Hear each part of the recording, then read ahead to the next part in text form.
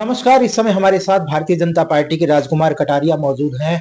सब जना लगातार कहीं ना कहीं चुनावी हलचल है और 1 अक्टूबर को विधानसभा चुनाव है। सब क्या रणनीति रहेगी, क्योंकि जाहिर सी बात है कांग्रेस की यहाँ से हालिया विधायक 15 सालों से लगातार विजित रही है। भारतीय जनता पार्टी यहाँ पर खाता नहीं खोल पाई है। 1977 से ये लगातार हल्का रिजर्व रहा है। राजकुमार कटारिया के पास कौन सी स्ट्रेटेजी रहेगी जिससे ये गढ़ ढह जाए और भारतीय जनता पार्टी के खेमे में ये सीट आ जाए। सबसे पहले तो रमाकांत जी आपको नमस्कार और आपके चैनल के माध्यम से आपके दर्शकों को भी नमस्कार। जहां तक आपने सवाल किया रणनीति का, मैं समझता हूं, देखिए ये काम है पार्टी का, रणनीति का, कि किन मुद्दों पे चुनाव लड़ा जाएगा। भारतीय जनता पार्टी के पास आज 10 साल का काम है और उससे पहले जो प्रमुख विपक्षी दल है कांग्रेस, 10 साल पहले चीफ मिनिस्टर भूपेंद्र सिंह हुड्डा रहे, उनका काम है। तो रणनीतिक तौर से सभी राजनीतिक पार्टियां अपना घोषणा पत्र बनाएंगी। जाहिर है कि भारतीय जनता पार्टी भी घोषणा पत्र देगी और उसमें भविष्य की अपना विजन भी देंगे कि हरियाणा किस तरीके से कौन से मुद्दों पे आगे लेके जाएंगे। हमारा तो जो मेन कैंपेन है आज भारतीय जनता पार्टी का, वो स्पष्ट है, म्हारा हरियाणा, नॉन स्टॉप हरियाणा। उसका अगर हम तफसील से बात करें, डिटेल में जाएंगे तो स्पष्ट है, उस नारे के अंदर समाहित है सारी बातें कि जो हमारा हरियाणा है और आज पिछले 10 साल में जो नींव रखी गई है एक नए विजन के साथ, नई सोच के साथ, माननीय खट्टर जी ने, पूर्व मुख्यमंत्री जी ने एक आमूल चूल परिवर्तन इस व्यवस्था में करने की हिम्मत दिखाई है और किया है और जमीन पे उसका असर है। उन सारी चीजों से एक बात निकल के आती है कि वो जो 10 साल का काम है और वो जो 10 साल का विजन था उसकी एक नींव तो रखी गई, लेकिन उसको अब आगे निरंतर कैसे बढ़ाए और उस व्यवस्था के अंदर जो त्रुटियां हैं उसको कैसे सुधारे। क्योंकि व्यवस्था, जमी जमाई व्यवस्था में एक नई व्यवस्था जब आती है तो उसमें कहीं ना कहीं त्रुटि भी हो सकती है। जैसे कि मान लीजिए हम कहेंगे कि बिना खर्ची बिना पर्ची के यहाँ पे नौकरियां मिली। हरियाणा के अंदर ये ओपन सीक्रेट है था कि भारतीय जनता पार्टी की सरकार से पहले यहाँ पे कोई भी युवा उम्मीद नहीं कर सकता था कि वो घर बैठे बिना कहीं जाए सिर्फ पढ़ाई के दम पे सरकारी रोजगार ले लेता। आज वो जहन में लोगों के आ गया है कि ये करके दिखाया। एक बात। दूसरी जो बात आई कि बहुत सारी योजनाएं हैं जिनको डिजिटलाइज किया और उसके माध्यम से आज हम किसी ऐप के माध्यम से, एक सरल वेबसाइट के माध्यम से सारी सुविधाओं को घर बैठे कर सकते हैं। लोग पैनिक भी तो हुए थे ना। वो ठीक है, वो मैं उसी पे आ रहा था।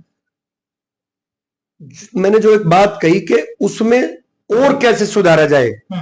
आप कोई भी एक व्यवस्था को जमाएंगे, एकदम ओवरनाइट उसमें चेंज नहीं आ सकते। तो सबसे पहले लोगों के अंदर, उस व्यवस्था के अंदर विश्वास जगाना, वो भारतीय जनता पार्टी ने पिछले 10 साल में करके दिखाया है कि आज विश्वास हो गया है कि बिना सिफारिश के काम हो सकता है और घर बैठे सारी सिस्टम को डिजिटलाइज करके उन डॉक्यूमेंट से आप सारी सुविधाओं का काम ले सकते हैं। जैसे कि आप पेंशन बनाने की बात करते हैं, बुढ़ापा पेंशन, विधवा पेंशन, जो भी पेंशन है, हम अगर कोई सक्षम अपने घर में बैठ के कुछ करने का है तो वो खुद भी कर सकता है, ना तो जो अटल सेवा केंद्र है उसमें जाकर के करा सकता है। और उसमें कुछ नहीं करना, जाकर के अपनी एप्लीकेशन उसमें करनी है और आपको घर बैठे ही आ जाएगा। बुढ़ापा पेंशन में अप्लाई भी नहीं करना, क्योंकि सारा हरियाणा का डाटा आज कंप्यूटर में दर्ज है। परिवार पहचान पत्र के माध्यम से अगर उसकी एज 58 थी, 2 साल बाद वो 60 का हुआ, तुरंत उसको बुढ़ापा पेंशन घर पे बन के आ जाएगी। ये व्यवस्था पॉसिबल नहीं थी। लोग सरपंचों के, पार्षदों के चक्कर काटते थे कि हमारा ये काम करा दीजिए, आज घर बैठे व्यवस्था है। तो मैं ये 2-3 उदाहरण मैंने दिए हैं। चाहे अब आप आयुष्मान कार्ड की बात ले लीजिए, आयुष्मान कार्ड के माध्यम से करोड़ों करोड़ों लोगों को सुविधा मिल रही है। उन गरीब और समाज के अंतिम व्यक्ति को जो इलाज के बिना महरूम रह जाता था, इलाज कराने का, अगर कोई इमरजेंसी परिवार में आ गई, किसी के किडनी के, लीवर में, किसी के किसी चीज में, लंग्स में कोई प्रॉब्लम, वो पड़ोसी के साथ पास जाता था कि मुझे 10,000, 50,000, 1 लाख दे दो, नहीं था तो मकान गिरवी रखता था, जमीन गिरवी रखता था। आज गरीब व्यक्ति के लिए कार्ड है उसके पास, कोई इमरजेंसी परिवार में आ गई तो वो तुरंत अच्छे से अच्छे हॉस्पिटल में जाता है और उसको अपना कार्ड दिखाता है, उसको एडमिट किया जाता है। राजकुमार कटारिया जो ये खूबी भारतीय जनता पार्टी की गिनवा रहे हैं, हुड्डा परिवार के सबसे नजदीक अगर कहा जाए तो बिना विधायक राजकुमार कटारिया थे। ऐसी क्या नाराजगी हो गई जनाब कि राजकुमार कटारिया ने एक परिवार की तरह जो पार्टी कांग्रेस पार्टी थी वो छोड़ दी गई? लोग ये भी कह रहे हैं कि शायद वहां से टिकट के लिए आश्वस्त नहीं थे राजकुमार कटारिया, तो शायद इस वजह से। देखो जो चीजें हैं, मैं एज ए पत्रकार आपसे सीधे सवाल करूं, जो जनता पूछना आपसे चाहती है, ठीक है, कुछ भी पूछो। हाँ, उसके बाद में क्या ऐसी चीजें रही कि आप लोगों ने कांग्रेस पार्टी को छोड़ दिया? आज भारतीय जनता पार्टी की जो आप खूबी गिनवा रहे हैं, 10 दिन, महीने, 2 महीने पहले तक राजकुमार कटारिया उनके ऊपर खुल के कटाक्ष करते थे।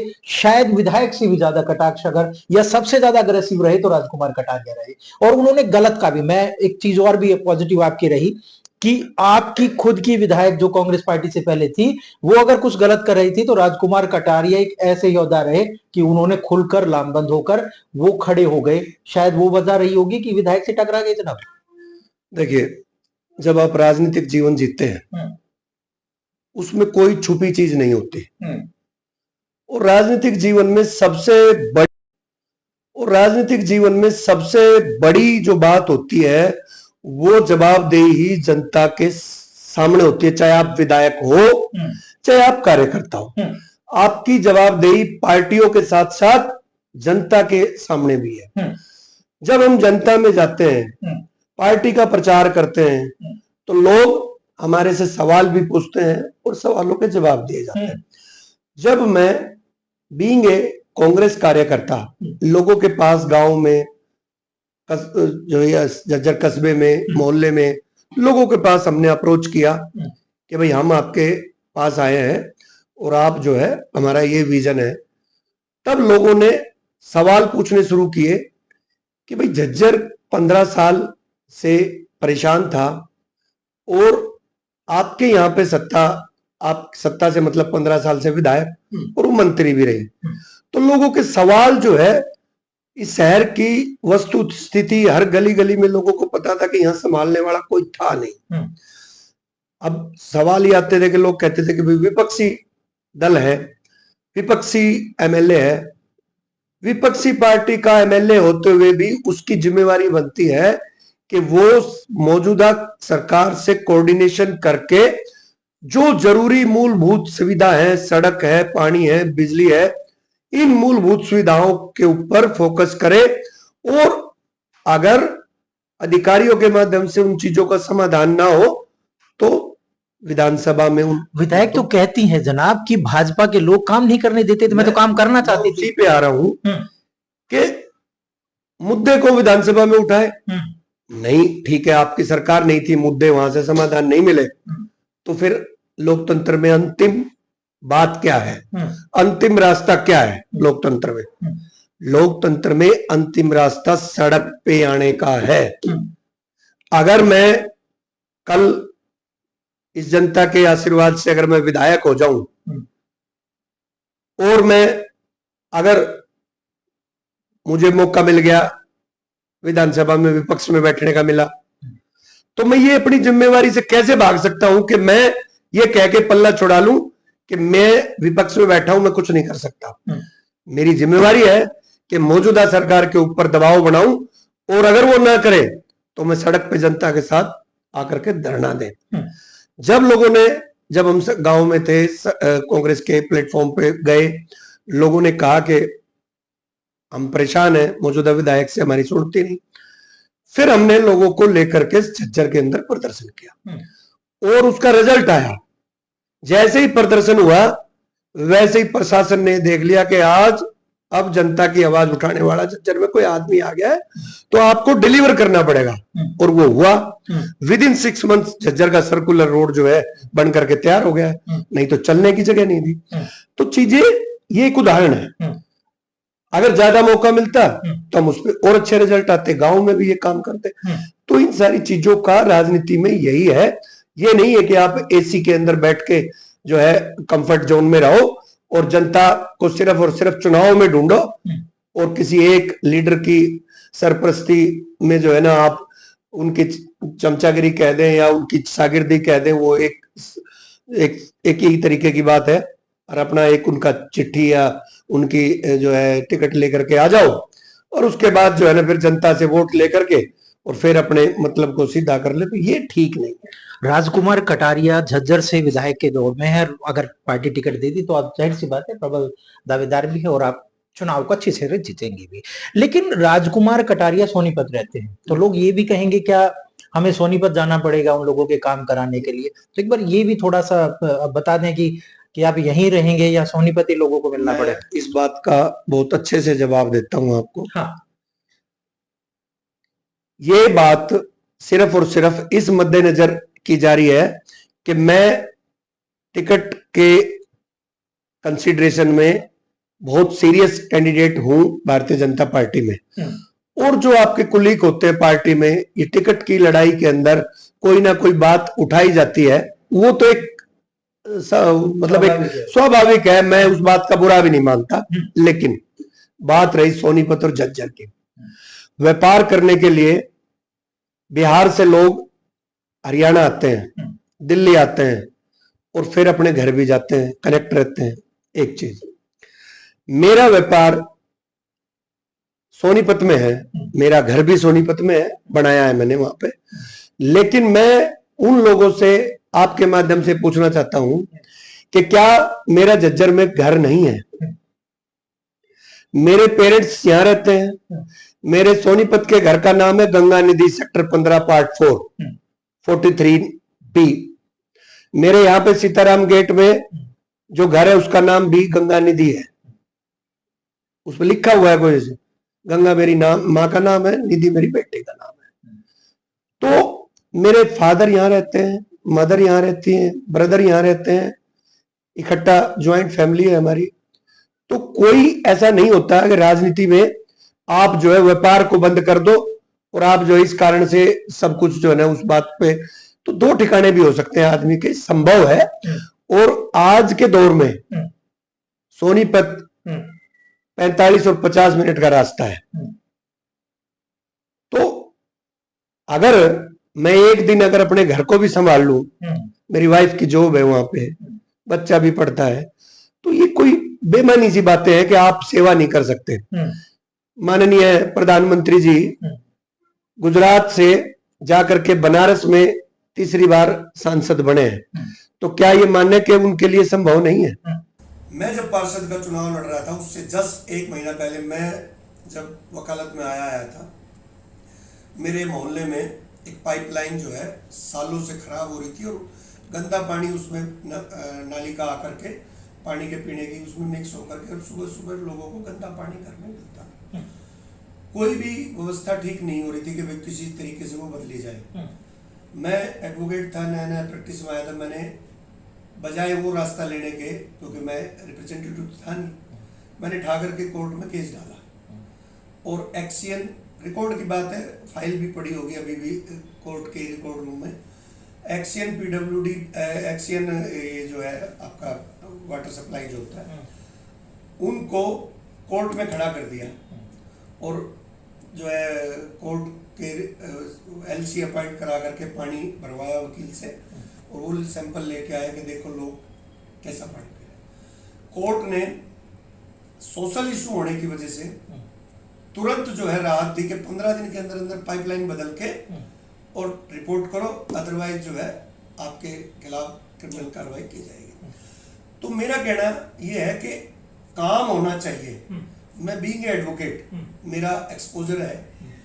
दूसरा, बीइंग ए पॉलिटिकल कार्यकर्ता, मेरा 25 साल का निजी अनुभव है। मैं पूरे देश में घूमा हूँ, विकास को भी देखा है और ऐसे क्षेत्र में भी घूमा है जो हमारे यहाँ से भी पिछड़े हुए हैं। तो सारी चीजों के को कंपैरिजन मैंने किया है और ये कह लीजिए कि 20 साल से मैं सेटल हूँ, 15 साल से वहाँ पे सोनीपत में, लेकिन झज्जर तो छूटा नहीं है, जन्मभूमि है।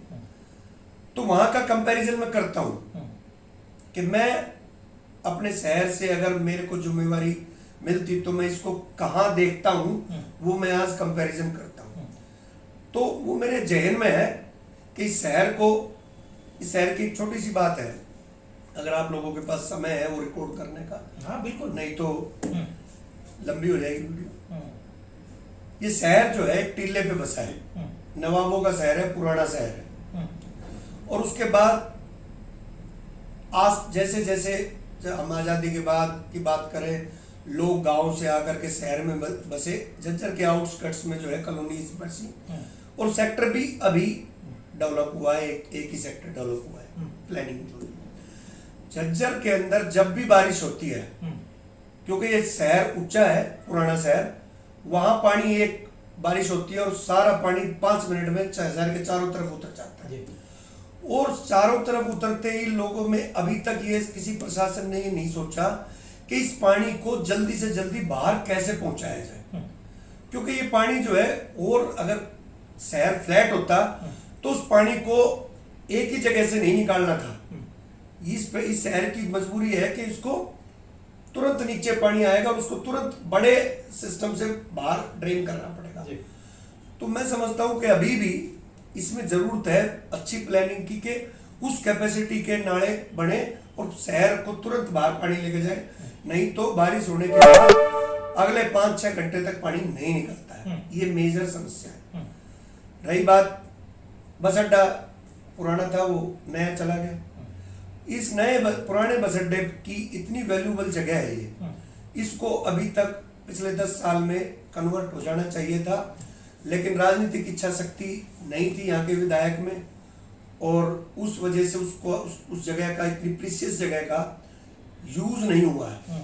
उसके बारे में मेरा है कि इसमें झज्जर के सिटी के लिए, क्योंकि अंदर के जो लोग हैं उनके लिए पार्किंग ही नहीं है, कहीं पे गाड़ी नहीं खड़ी कर सकते। और आज विकास के इस दौर में हर घर में गाड़ियां हैं, उनको गाड़ियों की जगह चाहिए, मल्टी स्टोरी पार्किंग बननी चाहिए। झज्जर का जो पुराना ये हमारा थाना है वो शहर के अंदर है, इसको बजाय यहाँ के नए बस अड्डे वाली, पुराने बस अड्डे वाली जगह पे कहीं एक कॉर्नर में सेट किया जा सकता है, उस जगह को मल्टी स्टोरी पार्किंग की जा सकती है ताकि शहर के लोग उसमें पार्किंग कर सकें। उस जगह इतनी बड़ी जगह है वो पुराने बस अड्डे की, उसमें कोई मॉल हो सकता है, मल्टीप्लेक्स हो सकता है और रेवेन्यू जनरेशन हो सकता है सरकार के लिए। कोई बैंक्वेट हॉल हो सकता है जो सरकारी बैंक्वेट हॉल हो जिसमें लोग अपना कर सके। तो ये मूलभूत सुविधाएं चाहिए शहर को, और शहर को त्वरित गति से विकास के रास्ते पे लेके जाना पड़ेगा। और पार्क वगैरह हैं जो अच्छे पार्क डेवलप हो सकते हैं। तो बहुत सारी चीजें हैं जो जिनमें समय आएगा तो समय मिलेगा तो हम जरूर, अगर हमें मौका मिला तो उस विजन को धरती पर उतार के। राजकुमार जी, क्लास सवाल है, सुप्रीम कोर्ट के द्वारा जो SC A और SC B को जो वो कैटेगरी की जाएगी, उसको पर्सनली किस तरह से देखते हैं?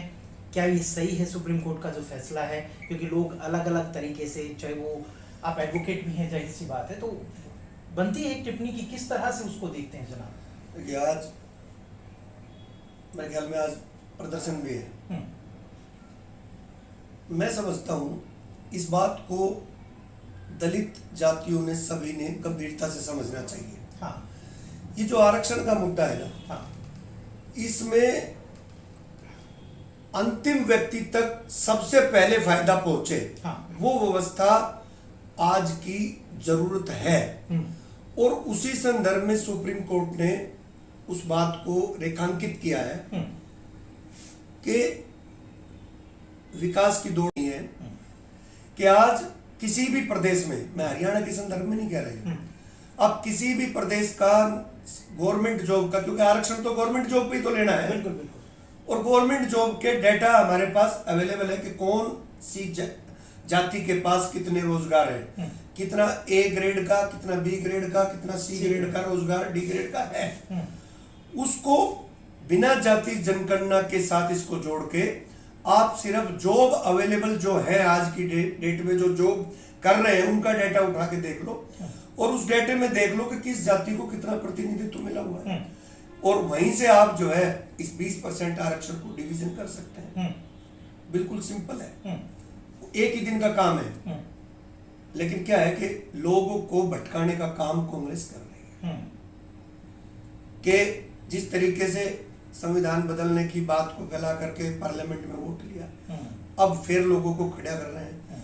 मैं चूंकि इस बात का मतलब ये निकाला जाएगा कि मैं किसी दूसरी जाति के खिलाफ बोल रहा हूँ, क्योंकि हमारी सीट वैसे भी रिजर्व सीट है, हमारा एक जो है, लेकिन मेरा मानना यह है कि मेरा सभी जातियों से जो एससी के अंदर है, मेरे पर्सनल ताल्लुकात इतने अच्छे हैं, मेरी जाति की तो वोट ही बहुत कम है इस विधानसभा में, मुझे पता है, ये कोई मैं इसको पर्दे में तो रख नहीं सकता, लेकिन वोट की बात नहीं है, बात है अंतिम व्यक्ति तक। जैसे मान लीजिए मेजर कम्युनिटी चमार कम्युनिटी है, इसमें दिक्कत क्या है कि अगर इसके गरीब लोगों को रोजगार जल्दी मिल जाए तो क्या परेशानी है? नहीं, बिल्कुल नहीं। मैं तो ये चाहता हूं वर्गीकरण के साथ साथ सरलीकरण भी किया जाए कि जातियों का तो पता लग ही जाएगा, वो डिवीजन हो जाएगा, ए और बी में पहले भी किया था 96 के अंदर भजनलाल जी की सरकार में, लेकिन इसका सरलीकरण भी हो कि जो जिस तरीके से क्रीमी लेयर की बात है उसके संदर्भ में है ये, सुप्रीम कोर्ट ने कहा है कि दलित आरक्षण के अंदर क्रीमी लेयर लागू होना चाहिए। मैं समझता हूं कि इसकी व्यवस्था बिल्कुल किसी को इसको पर्सनल नहीं लेना चाहिए, मैं अपने ऊपर ही एक इसको उदाहरण करके दिखाता हूं कि मैं हरियाणा के अंदर चुनिंदा लोगों में हूं जो इतनी बड़ी रिटर्न भरता होगा, मेरी 36-37 लाख की एनुअल इनकम की रिटर्न में भरता हूं, और दलित जातियों में अगर मैं करूंगा तो मैं एग्जैक्ट तो नहीं हूं, लेकिन मेरा अंदाजा है कि 10-20 लोगों में होऊंगा मैं, इतनी बड़ी रिटर्न इनकम टैक्स की मैं भरता हूं। और मैं ये कहूं कि मेरी बेटी को, एक ही बेटी है मेरे, वो उसको बेस्ट से बेस्ट एजुकेशन मैंने दिलाने की, क्योंकि हमारे पास अपॉर्चुनिटी थी तो हमने कराया उसको, और उसके बाद जो है जब नौकरी लगने की बात आए तो वो आरक्षण की सीट लेकर के सबसे आगे दलित भाइयों में खड़ी हो जाए, तो ये उन लोगों के साथ इनजस्टिस होगा, और मैं नहीं चाहता कि ये हो, मैं अपने ऊपर लेके जा रहा हूँ। लेकिन ठीक है, मेरी जाति में मैं लाखों लोगों में एक हूँ, लेकिन यही उदाहरण मेरी जो दूसरी हमारी जो चमार जाति है उनमें ऐसे लाखों उदाहरण हैं जिनमें जज, जिनमें आईएएस का बेटा आईएएस, ये लोग जो है वो छोड़ना नहीं चाहते, वो लोभी है, और एक्चुअल में गरीब जो लोग हैं वो इस बात को समझ नहीं रहे हैं कि आप लोगों के अधिकार को भटकाने के लिए, दूसरे लोग खाने के लिए ये प्रचारित कर रहे हैं कि क्रीमी लेयर से छूट जाएगा सब, आरक्षण कम नहीं हो रहा है, आरक्षण उतना ही रहेगा। अब ये भी कह रहे हैं कि मतलब नॉन अवेलेबिलिटी दिखा देंगे कि बंदा मिला नहीं और क्रीमी लेयर हट जाएगा तो सीटें खाली हो जाएंगी। मैं यही कह रहा हूं कि सरकारें व्यवस्था करें कि सबसे पहले पोस्ट भरी जाए गरीब लोगों के, वहां से स्लैब बना दे, 5 लाख तक की इनकम का सबसे पहले अपॉर्चुनिटी मिले, उनको एक्स्ट्रा नंबर दिए जाएं, और 5 से 10 लाख वालों का उनको और कम थोड़े से, जैसे मान लीजिए नीचे वाले स्लैब को 10 नंबर एक्स्ट्रा मिले, 5 से 10 वाले को 5 नंबर मिल जाए एक्स्ट्रा, और 10 से 15 वाले को कुछ ना मिले, और इनमें भी अगर नहीं भरती है सीट तो फिर वो क्रीमी लेयर के ऊपर जो आते हैं उनको भर दे। लेकिन इसमें प्रचारित ये करना कि मैं सबसे पहली जरूरत है इस आरक्षण व्यवस्था का जो मूल जो सिद्धांत था जो बाबा साहब अम्बेडकर ने दिया था कि अंतिम व्यक्ति को, हम इसी सिद्धांत के ऊपर तो आरक्षण है कि गरीब लोगों को जो सदियों से कुचले हुए हैं उनको आगे लेके आना है, और जब अपनी रोटी में से तोड़ के दूसरे को देने की बात आ रही है तो ये कह रहे हैं कि क्रीमी लेयर लागू ना हो, वर्गीकरण ना हो, कतई गलत बात है। तो मैं समझता हूं कि वर्गीकरण होना चाहिए, और अपने भाई को आधी रोटी तोड़ के खिलाने में खुशी होनी चाहिए, इसमें कोई दिक्कत नहीं होनी चाहिए, और क्रीमी लेयर सदा के लिए ऐसा नहीं है। एक और मैं इस बात में जोड़ना चाहता हूँ कि सरकार ने व्यवस्था बनाए। मान लीजिए मेरी फैमिली है, मैं आज क्रीमी लेयर के ऊपर आता हूँ और दलित की जो क्रीमी लेयर है वो बड़ी महीन है in comparison of general community की। उनकी जड़ें मजबूत हैं, उनको मोटी लेयर है और हमारी बहुत थिक लेयर है। अगर मैं सोच के देखूं, मैं पेट्रोल पंप का डीलर हूं, आज मैं इतने पैसे कमा रहा हूं, लेकिन कल को बिजनेस वायबिलिटी खत्म हो जाए उस रोड पे और मेरे को वो कमीशन ना आए, और तो अगली पीढ़ी के लिए मेरे पास कोई बहुत ज्यादा एसेट नहीं होंगे, तो अगर उस क्राइटेरिया में मेरे अगली पीढ़ी को क्रीमी लेयर के नीचे आने का अगर मिलता है तो वो फिर उसका फायदा उठा ले। तो ये सदा के लिए कोई बाहर नहीं हो रहा है, वो जिस दिन अवेलेबिलिटी जॉब की है उस दिन के लिए बाहर हो रहा है। और जैसे ही उसके जॉब में अगर कोई दिक्कत आ गई, उसके पास रोजगार नहीं है, वो डाउन में आ गया, तो उसको फिर रोजगार मिल जाए। तो क्रीमी लेयर एससी की स्थायी क्रीमी लेयर नहीं हो सकती है, क्योंकि उनके पास सिर्फ और सिर्फ लिमिटेड रिसोर्स है। मान लीजिए किसी आईएएस की तनख्वाह 1 लाख है या 1.5 लाख है, वो आज क्रीमी लेयर के ऊपर है, लेकिन उसका बेटा अगर कामयाब नहीं हुआ और उसके पास एसेट नहीं है, तो वो उसका बच्चा फिर नीचे आएगा, तो उसको या उसके बच्चे का बच्चा आ जाएगा तो वो ले लेगा। तो सदा के लिए बाहर नहीं है। लेकिन ऐसा जनरल कम्युनिटी में जनरली ऐसा होता नहीं है, क्योंकि उनके पास एसेट्स है। वो भटकाने का काम कांग्रेस कर रही है कि जिस तरीके से संविधान बदलने की बात को फैला करके पार्लियामेंट में वोट लिया, अब फिर लोगों को खड़ा कर रहे हैं।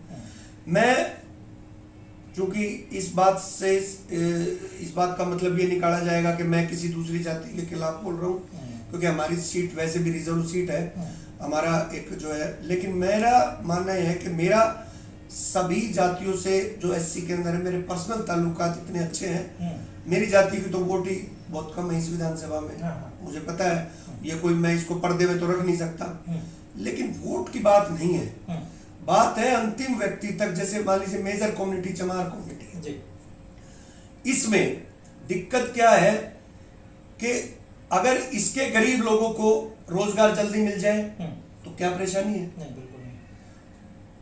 मैं तो ये चाहता हूं वर्गीकरण के साथ साथ सरलीकरण भी किया जाए कि जातियों का तो पता लग ही जाएगा, वो डिवीजन हो जाएगा। ए और बी में पहले भी किया था 96 के अंदर भजनलाल जी की सरकार में, लेकिन इसका सरलीकरण भी हो कि जो जिस तरीके से क्रीमी लेयर की बात है उसके संदर्भ में है ये, सुप्रीम कोर्ट ने कहा है कि दलित आरक्षण के अंदर क्रीमी लेयर लागू होना चाहिए। मैं समझता हूं कि इसकी व्यवस्था बिल्कुल किसी को इसको पर्सनल नहीं लेना चाहिए। मैं अपने ऊपर ही एक इसको उदाहरण करके दिखाता हूं कि मैं हरियाणा के अंदर चुनिंदा लोगों में हूं जो इतनी बड़ी रिटर्न भरता होगा। मेरी 36-37 लाख की एनुअल इनकम की रिटर्न में भरता हूं, और दलित जातियों में अगर मैं करूंगा तो मैं एग्जैक्ट तो नहीं हूं, लेकिन मेरा अंदाजा है कि 10-20 लोगों में हूंगा मैं, इतनी बड़ी रिटर्न इनकम टैक्स की मैं भरता हूं। और मैं ये कहूं कि मेरी बेटी को, एक ही बेटी है मेरे, वो उसको बेस्ट से बेस्ट एजुकेशन मैंने दिलाने की, क्योंकि हमारे पास अपॉर्चुनिटी थी तो हमने कराया उसको। और उसके बाद जो है जब नौकरी लगने की बात आए तो वो आरक्षण की सीट लेकर के सबसे आगे दलित भाइयों में खड़ी हो जाए, तो ये उन लोगों के साथ इनजस्टिस होगा। और मैं नहीं चाहता कि ये हो, मैं अपने ऊपर लेके जा रहा हूँ। लेकिन ठीक है, मेरी जाति में मैं लाखों लोगों में एक हूं, लेकिन यही उदाहरण मेरी जो दूसरी हमारी जो चमार जाति है उनमें ऐसे लाखों उदाहरण हैं, जिनमें जज, जिनमें आईएएस का बेटा आईएएस, ये लोग जो है वो छोड़ना नहीं चाहते, वो लोभी है। और एक्चुअल में गरीब जो लोग हैं वो इस बात को समझ नहीं रहे हैं कि आप लोगों के अधिकार को भटकाने के लिए, दूसरे लोग खाने के लिए ये प्रचारित कर रहे हैं कि क्रीमी लेयर से छूट जाएगा सब, आरक्षण कम नहीं हो रहा है, आरक्षण उतना ही रहेगा। अब ये भी कह रहे हैं कि मतलब नॉन अवेलेबिलिटी दिखा देंगे कि बंदा मिला नहीं और क्रीमी लेयर हट जाएगा तो सीटें खाली हो जाएंगी। मैं यही कह रहा हूं कि सरकारें व्यवस्था करें कि सबसे पहले पोस्ट भरी जाए गरीब लोगों के, वहां से स्लैब बना दे, 5 लाख तक की इनकम का सबसे पहले अपॉर्चुनिटी मिले, उनको एक्स्ट्रा नंबर दिए जाएं, और 5 से 10 लाख वालों का उनको और कम थोड़े से, जैसे मान लीजिए नीचे वाले स्लैब को 10 नंबर एक्स्ट्रा मिले, 5 से 10 वाले को 5 नंबर मिल जाए एक्स्ट्रा, और 10 से 15 वाले को कुछ ना मिले, और इनमें भी अगर नहीं भरती है सीट तो फिर वो क्रीमी के ऊपर जो आते हैं उनको भर दे। लेकिन इसमें प्रचारित ये करना कि मैं सबसे पहली जरूरत है इस आरक्षण व्यवस्था का जो मूल जो सिद्धांत था, जो बाबा साहब अम्बेडकर ने दिया था कि अंतिम व्यक्ति को, हम इसी सिद्धांत के ऊपर तो आरक्षण है कि गरीब लोगों को जो सदियों से कुचले हुए हैं उनको आगे लेके आना है। और जब अपनी रोटी में से तोड़ के दूसरे को देने की बात आ रही है तो ये कह रहे हैं कि क्रीमी लेयर लागू ना हो, वर्गीकरण ना हो, कतई गलत बात है। तो मैं समझता हूं कि वर्गीकरण होना चाहिए और अपने भाई को आधी रोटी तोड़ के खिलाने में खुशी होनी चाहिए, इसमें कोई दिक्कत नहीं होनी चाहिए। और क्रीमी लेयर सदा के लिए ऐसा नहीं है। एक और मैं इस बात में जोड़ना चाहता हूं कि सरकार ने व्यवस्था बनाए, मान लीजिए मेरी फैमिली है, मैं आज क्रीमी लेयर के ऊपर आता हूं और दलित की जो क्रीमी लेयर है वो बड़ी महीन है in comparison of general community की, उनकी जड़ें मजबूत हैं, उनको मोटी लेयर है और हमारी बहुत थिक लेयर है। अगर मैं सोच के देखूं, मैं पेट्रोल पंप का डीलर हूं, आज मैं इतने पैसे कमा रहा हूं, लेकिन कल को बिजनेस वायबिलिटी खत्म हो जाए उस रोड पे और मेरे को वो कमीशन ना आए, और तो अगली पीढ़ी के लिए मेरे पास कोई बहुत ज्यादा एसेट नहीं होंगे, तो अगर उस क्राइटेरिया में मेरे अगली पीढ़ी को क्रीमी लेयर के नीचे आने का अगर मिलता है तो वो फिर उसका फायदा उठा ले। तो ये सदा के लिए कोई बाहर नहीं हो रहा है, वो जिस दिन अवेलेबिलिटी जॉब की है उस दिन के लिए बाहर हो रहा है। और जैसे ही उसके जॉब में अगर कोई दिक्कत आ गई, उसके पास रोजगार नहीं है, वो डाउन में आ गया, तो उसको फिर रोजगार मिल जाए।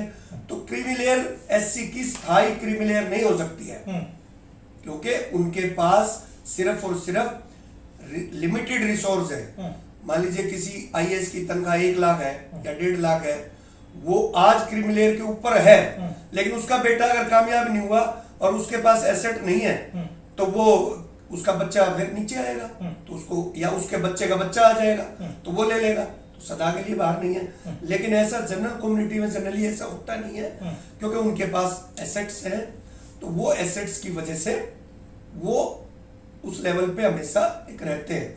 तो मेरा कहने का कि इस चीज को, इस बात की गंभीरता को हमें बहुत ही जिम्मेवारी के साथ समझना चाहिए और निष्पक्ष होकर के, स्वार्थ से ऊपर उठ करके अपने गरीब और दलित भाइयों को, अंतिम व्यक्ति के लोगों को, अपने समाज के लोगों को आगे लाने के लिए जल्दी से जल्दी प्रयास करें, ताकि जल्दी से जल्दी हम समाज में बदलाव ला सकें। बात करने के लिए शुक्रिया, धन्यवाद।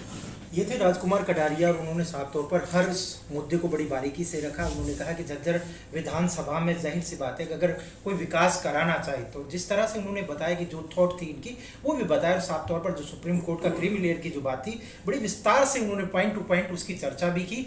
और जाहिर सी बात है झज्जर विधानसभा में अगर भारतीय जनता पार्टी राजकुमार कटारिया पर विश्वास जताती है तो उन्होंने अपना थिंक है, जो अपनी सोच है वो लोगों के समक्ष रखी।